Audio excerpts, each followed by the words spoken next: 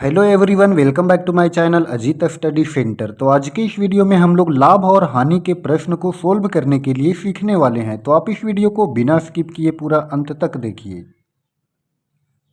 तो प्रश्न संख्या 1 में सवाल है, कोई वस्तु 400 रुपया में खरीद कर 420 रुपया में बेची जाती है, तो लाभ या हानि प्रतिशत ज्ञात करें। इस प्रश्न में यहाँ पर बोला गया कि यहाँ पर कोई एक वस्तु है जिसको 400 रुपया में खरीदा गया और 420 रुपया में उसको बेचा गया। तो लाभ हुआ या तो हानि हुआ। अगर लाभ हुआ तो लाभ प्रतिशत निकालें और अगर हानि हुआ तो हानि प्रतिशत निकालें। तो चलिए सीखते हैं कि हम लोग इस तरह के सवाल को कैसे सोल्व किया जाता है। तो यहाँ पर देखिए हम लोग कुछ कंसेप्ट को सीखेंगे। देखिए, जिस मूल्य पर कोई भी वस्तु को खरीदा जाता है उसे बोलते हैं क्रय मूल्य। उसे क्या बोलते हैं? क्रय मूल्य। तो यहाँ पर देखिए इस सौदा में 400 रुपया में वस्तु को खरीदा जाता है, तो यहाँ पर क्रय मूल्य हो गया 400 रुपया। उसके बाद यहाँ पर आता है विक्रय मूल्य। तो जिस मूल्य पर कोई भी वस्तु को बेचा जाता है उसे बोलते हैं विक्रय मूल्य। तो यहाँ पर देखिए विक्रय मूल्य, 400 रुपये में वस्तु को खरीदें और फिर 420 रुपये में वस्तु को बेचें, तो यहाँ पर जो विक्रय मूल्य होगा 420 रुपया होगा। अब यहाँ पर समझिए, खरीदे हैं 400 रुपया में और बेच रहे हैं 420 रुपया में, यानी कि कम में खरीदे और ज़्यादा में बेच रहे हैं, तो इस स्थिति में हमें लाभ होगा। तो यहाँ पर देखिए लाभ हो गया। क्यों हुआ लाभ? क्योंकि यहाँ पर देखिए क्रय मूल्य जो है वो कम है और विक्रय मूल्य ज़्यादा है, तो लाभ हो गया। तो लाभ का सूत्र होता है विक्रय मूल्य माइनस क्रय मूल्य। देखिए विक्रय मूल्य जो है वो है 420 रुपया और क्रय मूल्य कितना है? 400 रुपया। तो यहाँ पर क्या करेंगे कि 420 में 400 को घटा देंगे, तो इस तरह से 20 रुपया हमारा लाभ होगा। यानी कि इस सौदा में 20 रुपया का लाभ होता है। अब यहाँ पर बोला गया कि लाभ या हानि प्रतिशत ज्ञात करें। तो देखिए इस सौदा में लाभ हुआ तो लाभ प्रतिशत निकालेंगे। लाभ प्रतिशत या तो प्रतिशत लाभ। तो चलिए प्रतिशत लाभ हम लोग निकालते हैं। तो प्रतिशत लाभ का सूत्र होता है लाभ गुना 100 और बटा में क्रय मूल्य। चाहे वो लाभ प्रतिशत हो या तो हानि प्रतिशत हो, वो क्रय मूल्य के ऊपर ही निकलता है। तो देखिए यहाँ पर लाभ जो है वो 20 रुपया का हुआ और गुना में 100 और बटा क्रय मूल्य। यहाँ पर देखिए क्रय मूल्य कितना था? 400 रुपया। तो नीचे में हम लोग रखेंगे 400। ऊपर में एक जीरो से एक जीरो कट गया, फिर एक जीरो से एक जीरो यहाँ पर कट गया, फिर देखिए ये कट गया, 4 पचे 20, यानी कि यहाँ पर लाभ प्रतिशत निकल गया 5%। तो यहाँ पर हम लोग लिख देंगे प्रतिशत लाभ बराबर 5%, यानी कि इस सौदा में हमें 5% का लाभ हुआ। अब हम लोग देखते हैं सेकेंड क्वेश्चन।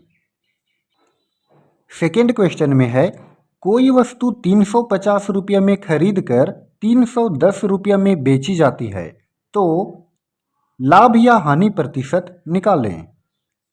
यानी कि इस क्वेश्चन में बोला गया कि 350 रुपया में कोई भी वस्तु को खरीदे और उसको फिर 310 रुपया में बेच दिए, तो लाभ या हानि प्रतिशत ज्ञात करना है। तो देखिए जिस मूल्य पर कोई भी वस्तु को खरीदते हैं उसको बोलते हैं क्रय मूल्य। तो इस क्वेश्चन में क्रय मूल्य हो गया 350 रुपया।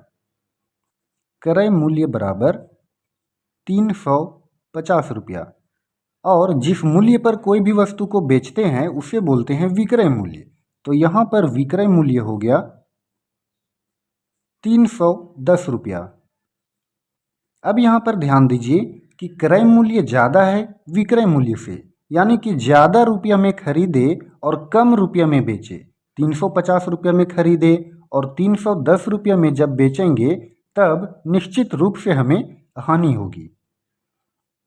तो यहाँ पर देखिए हानि का सूत्र हो गया क्रय मूल्य माइनस विक्रय मूल्य। क्रय मूल्य माइनस विक्रय मूल्य। देखिए क्रय मूल्य जो है वो कितना है 350 रुपया और विक्रय मूल्य है 310 रुपया। तो 350 में 310 को घटा देंगे तो ये हो जाएगा हमारा 40 रुपया, यानी कि इस सौदा में 40 रुपया का हानि हुआ है। अब हमें यहाँ पर निकालना है हानि प्रतिशत। हानि प्रतिशत या तो प्रतिशत हानि, तो हानि प्रतिशत हो या तो लाभ प्रतिशत हो, वो निकलता है क्रय मूल्य के ऊपर।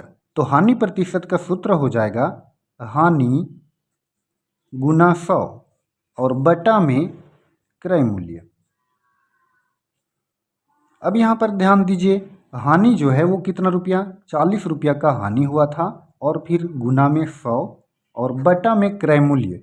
क्रय मूल्य कितना है इस क्वेश्चन में 350 रुपया, तो यहाँ पर हर में हम लोग रखेंगे 350। अब यहाँ देखिए एक जीरो से एक जीरो कट गया। अब यहाँ पर 40 और 35 5 के पहाड़ा में आता है, तो 5 अट्ठी 40 और 5 खते 35।